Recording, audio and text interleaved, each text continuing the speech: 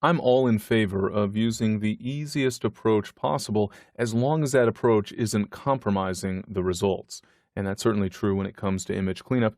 I'm surprised sometimes to see photographers making tremendous efforts to clean up a blemish when they don't have to work very hard at all to get rid of the area that they don't like in a photo.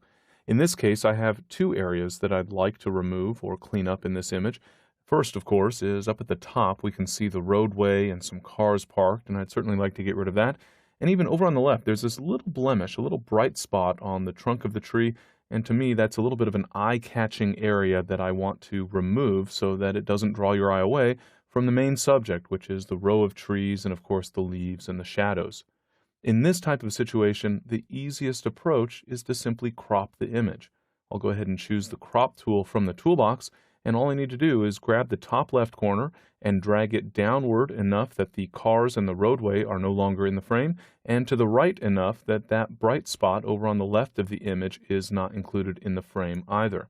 In Photoshop CS6, the crop tool now automatically, by default, applies a non-destructive crop, and that's due to the Delete Cropped Pixels option being turned off. This is a new setting in Photoshop CS6, and it's turned off by default. In previous versions, the default was that the area that you crop would be removed from the photo altogether unless you took steps to ensure that it was retained.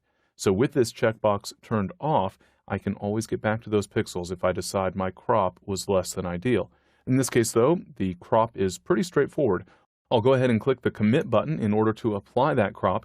Notice that I no longer have a background image layer. Rather, I have a layer 0, and all that means is that the background image layer has been converted from a layer that's protected to a normal layer that can be cropped. But again, in this case, the cropping was actually done in a non-destructive way. If I decide later that I'd like to get all of those pixels back, I can simply go to the Image menu and then choose Reveal All. This will enlarge my canvas to reveal all of those pixels that are just lying outside the canvas. They were cropped sort of virtually, you might say. The canvas size was reduced in order to hide those pixels, but they're still there if I ever need to get back to them. I'll go ahead though and choose Edit Step Backward to go back to the cropped version of the image, and switching to the Move tool so that we don't have that bounding box, you can see that now I've removed those blemishes simply by cropping the image. A very simple approach. So much easier than trying to clean up blemishes with the various image cleanup tools in Photoshop when all I really wanted is to get rid of those areas of the photos. So a very simple cropping of the image can help us achieve our image cleanup goals with virtually no effort at all.